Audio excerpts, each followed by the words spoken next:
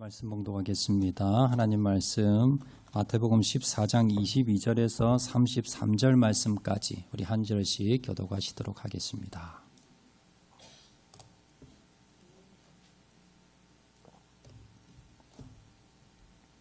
마태복음 14장 22절에서 33절까지 말씀, 22절 말씀 제가 먼저 봉독합니다. 예수께서 즉시 제자들을 재촉하사 자기가 무리를 보내는 동안에 배를 타고 앞서 건너편으로 가게 하시고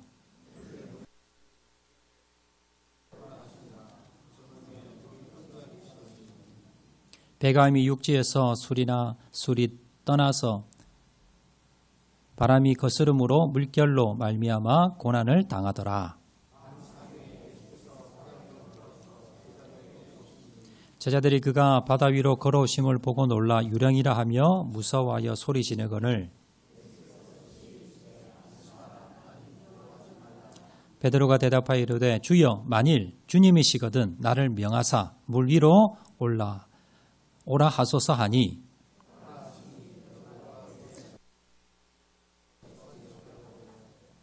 바람을 보고 무서워 빠져가는지라 소리질러 이르되 주여 나를 구원하소서 하니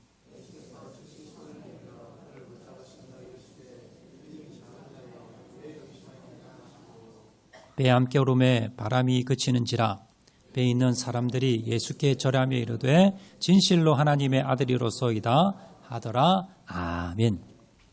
옆에 분 한번 인사하실 때 잘 오셨습니다. 옆에 분 한번 은혜 많이 받읍시다. 한번 인사하시기 바랍니다. 감사합니다. 오늘 베드로 세 번째 시간인데요. 풍랑 속에 베드로라는 제목으로 하나님 말씀 전하도록 하겠습니다. 예수님께서 물고기 2마리 보리떡 5개로 남자만 5,000명을 먹이는 놀라운 기적을 베풀었습니다. 자, 그러자 사람들이 구름대처럼 몰려옵니다. 그런데 예수님께서는요, 사람들을 돌려보내시고 멀리 떠나셨습니다. 자, 그러면서 오늘 보면 이제 시작이 되는데요.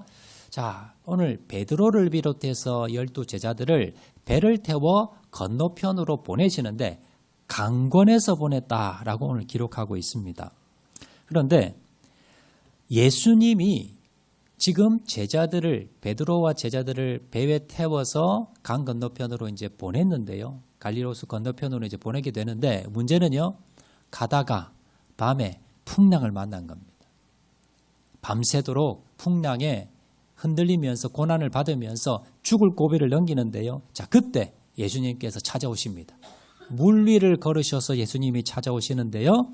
제자들은 유령, 귀신인 줄 알았습니다. 예수님께서는요, 이 제자들을, 베드로와 제자들을 결국 구원해 내셨다라는 게 오늘 본문의 내용인데, 자, 먼저 우리가 본문을 통해서 먼저 우리가 생각할 것은 뭐냐면, 자, 지금 이 본문은요, 제자들이 자기들끼리 예수님의 말씀에 어긋나게 지금 가다가 풍랑을 만난 게 아니라 예수님의 뜻에 따라서, 예수님의 말씀에 의해서 이들이 가다가 어려움을 당했다는 겁니다. 우리가 때로는요, 예수님의 말씀에 따라 순종하는 길에 어려움이 있을 수 있다는 겁니다. 이걸 여러분 먼저 아셔야 돼요. 제자들은 자기들 마음대로 배를 타고 가는 게 아닙니다. 예수님의 말씀에 순종해서 가다가 풍랑을 만나는데요. 24절, 25절 말씀 다 같이 한번 읽겠습니다. 시작. 배가 이미 육지에서 술이나 떠나서 바람이 거스름으로 물결이 말미암아 고난을 당하더라. 밤 사경에 예수께서 바다 위로 걸어서 제자들에게 오시니. 지금 제자들이 고난을 당했는데 이 고난은 바로 예수님께서 제자들을 고난의 길로 보내신 길이에요.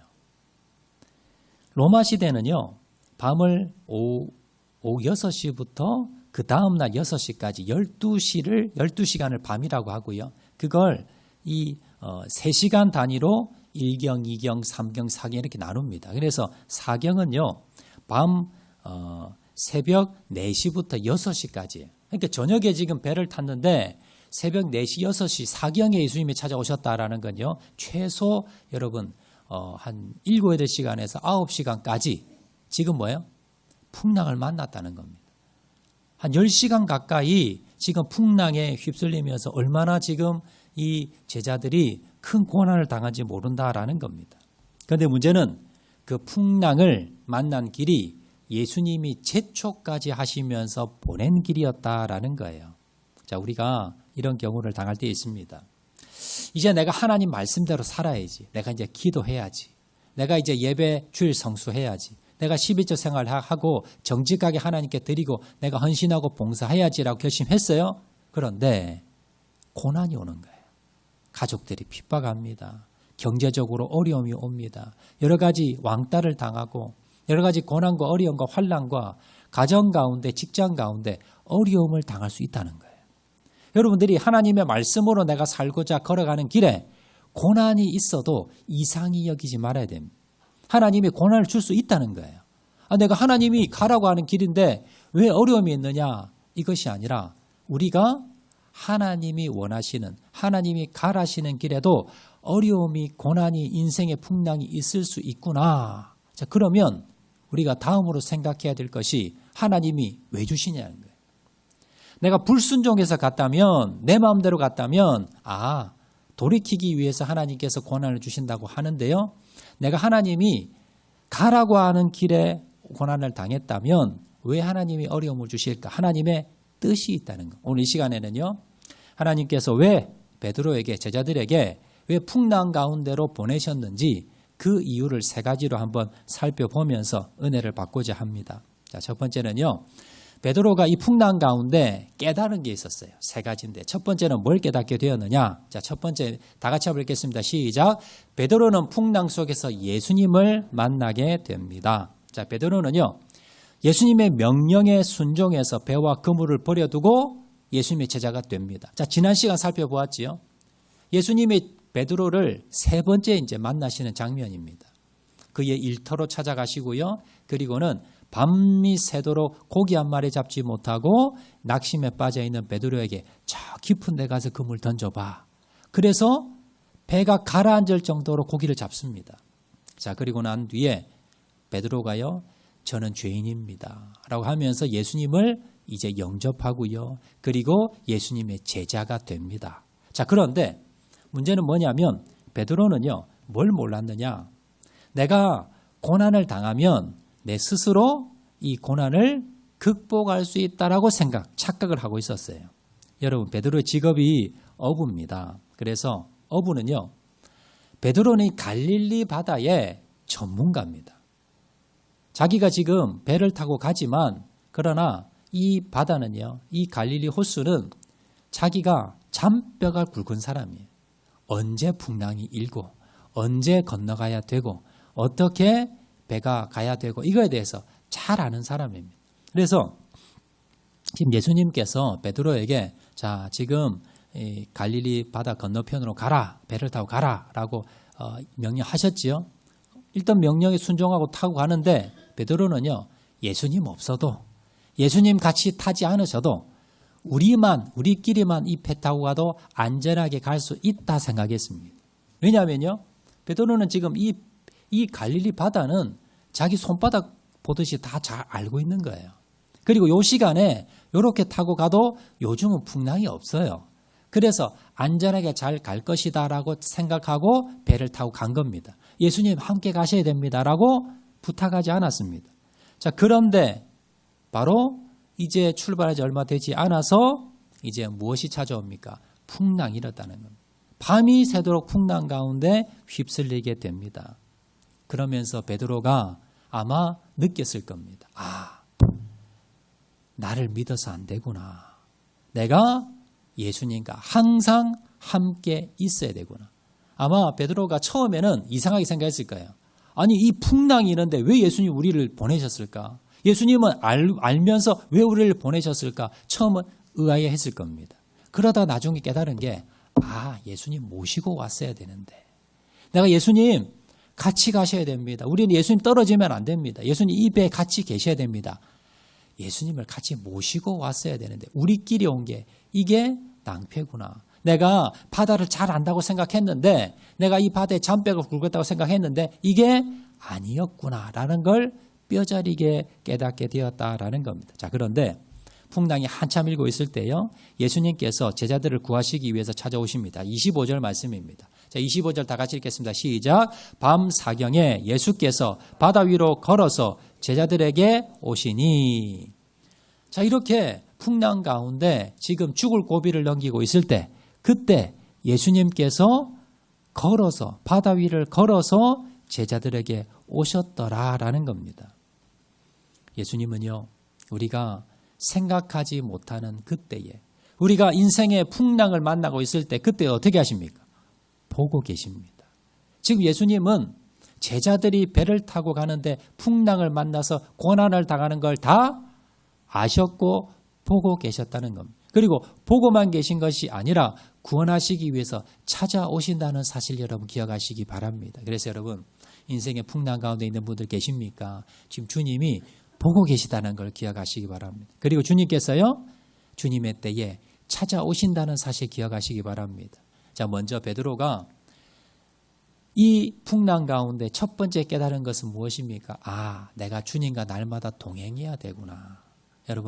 여러분들이 인생을 살다 보면요, 아, 이 일은 내가 지금까지 내가 평생을 해온 일인데, 아, 이거 내가 얼마든지 할 수 있는데, 이런 교만을 내려놓으시기 바랍니다. 아무리 작은 일이라 하더라도 어떻게 하셔야 돼요? 기도하고 시작하셔야 돼요. 주님께 물어보고 시작하셔야 돼요. 주님 손잡고 붙들고 주님을 의지하고 해야 됩니다. 그래서 여러분들이 풍랑 가운데 있다면요, 나 혼자 인생을 내가 내 힘으로 내 능력으로 할 수 있다고 착각하지는 않았는지 여러분 돌아보시면서 주님, 내가 주님과 동행하며 24시간 365일 동행하는 삶 살게 도와 주시옵소서, 이렇게 결단하시는 저와 여러분 되시기를 바랍니다. 두 번째입니다. 오늘 풍랑을 통해서 베드로가 깨달은 것 두 번째는요, 베드로는 예수님을 만나면서 두려움이 사라지게 됩니다. 자, 풍랑 속에서 예수님은요, 그냥 내버려 두지 않았고요, 풍랑 가운데 밤새도록 고생하고 있는 베드로와 제자들을 찾아오시게 됩니다. 그런데 어떻게 찾아왔느냐?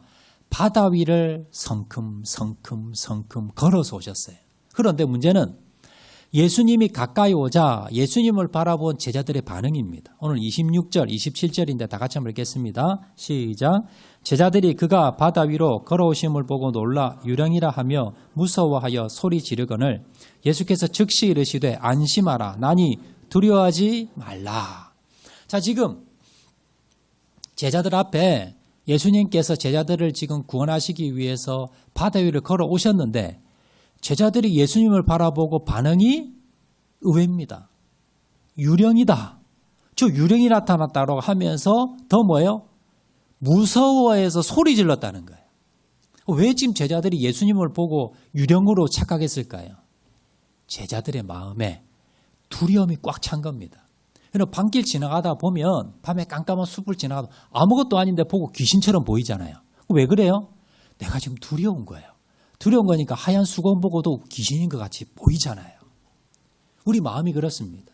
우리가 마음에 두려움이 들어오게 되면, 내 마음에 두려움이 쌓이게 되면 어떤 현상이 일어나느냐 하면요, 여러분, 판단력이 흐려져요.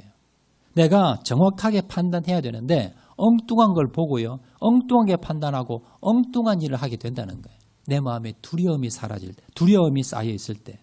지금 베드로와 열한 제자들은요, 두려움에 쌓여 있었기 때문에 예수님을 바라보면서 귀신이다, 저 귀신이다라고 하면서 착각하면서 더 두려움에 빠지게 되었다라는 겁니다. 우리가 인생을 살다 보면요, 두려움이 많이 생깁니다. 우리가 예전에 비해서 우리나라가 참 경제적으로 발전했습니다. 우리나라가 잘 사는 나라가 되었고요, 풍요로워졌습니다. 그런데도 불구하고 여러분, 우리가 두려움은 더 많아진 것 같아요. 정신병에 환자는 더 많고요. 그리고 정신질환이나 여러 가지 여러분, 우리가 마음의 병을 더 많이 앓고 있는 것 같습니다. 이 마음의 병의 핵심은 뭐냐면 두려움입니다. 여러분, 의사가, 정신의학 학자들이 조사해 보니까 인간이 느끼는 두려움은요, 한 200여 가지가 된다고 합니다. 돈에 대한 두려움, 죽음에 대한 두려움, 실패에 대한 두려움, 건강에 대한 두려움, 그리고 여러 가지 학생들은 공부에 대한 두려움이 있을 것이고요. 여러 가지 우리가 두려움 가운데 살아가는 것이 현대인들입니다. 자, 두려움 때문에 우리가 드는 그런 대표적인 병이 뭐냐면요. 공황장애입니다. 공황장애는 어떤 병이냐면 내가 막 아무 일이 없는데 내가 막 두려운 마음이 드는 거예요. 무서운 마음이 드는 거예요. 어디 심해지면 내가 지금 막 죽을 것 같아요. 그래서 지금 막 심장이 쪼여오고요. 내가 죽을 것 같은 공포에 휩싸여가지고 어떻게 감당이 안 돼요. 그래서 119를 부르잖아요. 119를 불러서 병원에 가서 그냥 그 포도당 하나 그냥 주사 맞으면요. 그 시선이 사라져요. 그 주사약이 문제가 아니라 그 두려움이 이제 해방된 거예요. 근데 이게 수시로 찾아옵니다. 이렇게 막 병원에 입원까지 하지 않더라도 공황장애 초기 증상이 되면요.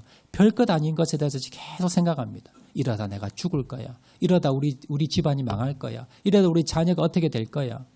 전혀 일어나지 않는 갑자기 북한의 공산 김정은이가 쳐들어올 거야. 우리 저기 사업이 망할 거야. 이런 상상을 계속 하다가 나중에 뭡니까? 죽을 것 같은 거예요. 이게 공황장애입니다. 그리고 이번 우울증 아니면 뭐 여러 가지 정신질환들 이런 모든 것들의 원인이 뭐냐? 불안함입니다. 무서움입니다. 공포입니다. 이것이 여러분 하나님께서 오는 게 아니고요. 여러분 이건 사단이 주는 겁니다. 모든 두려움, 염려, 걱정, 근심, 공포 이건 어디서 오는 겁니까? 사단이 주는 거예요. 사단이 우리를 넘어뜨리기 위해서 우리를 공격하는 대표적인 그 방법이 두려움입니다. 주님께서는요. 말씀에 보면 두려워하지 말라라는 말씀이 365번이 나온대요.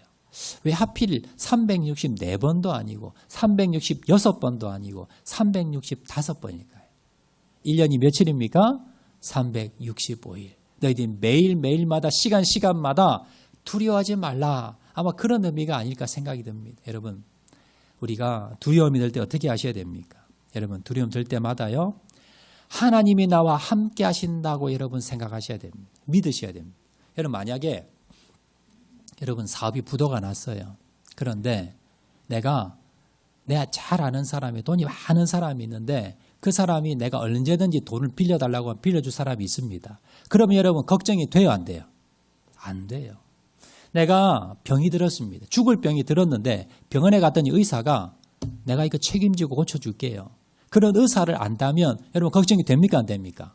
안 됩니다. 내가 아무리 큰 일을 당하고 인생의 환난을 당해도 누군가 도와줄 사람이 있으면 걱정하지 않는다는 거예요. 여러분 우리 주님이 나와 함께 하십니다. 주님이 나를 도와주십니다.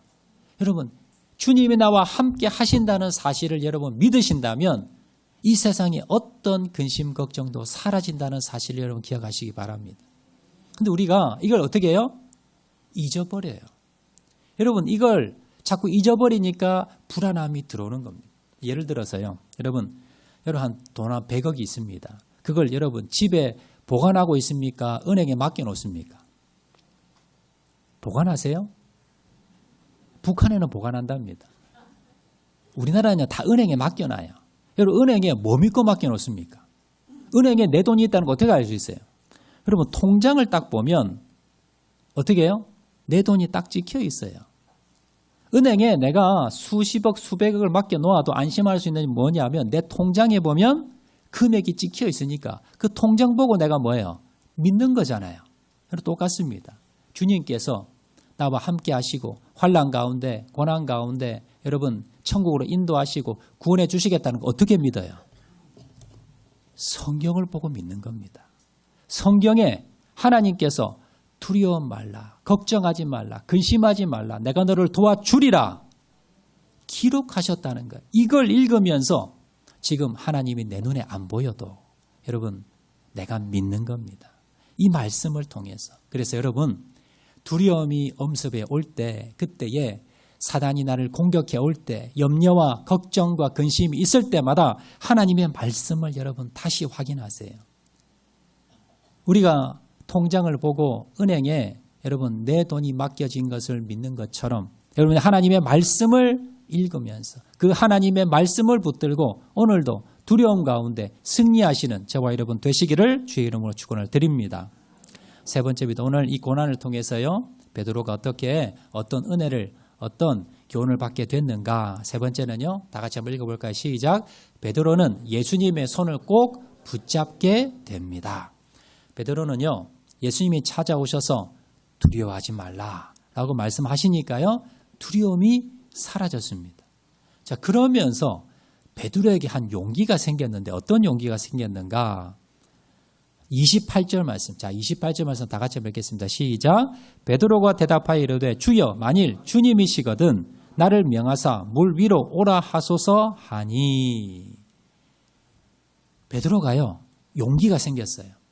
예수님께서 물 위를 걸어오시네. 우리를 보고 계셨네. 함께 하시네. 구원해 주실 거네. 이걸 생각하니까 야, 그전에는 그 풍랑을 바라보면서 두려워 죽을 줄 알고 두려워하다가요. 이제 내가 예수님처럼 나도 물 위를 걸을 수 있겠구나라는 용기가 생깁니다. 그래서 예수님 만일 주님이시면 나를 명하사 나를 물 위로 좀 걷게 해주세요.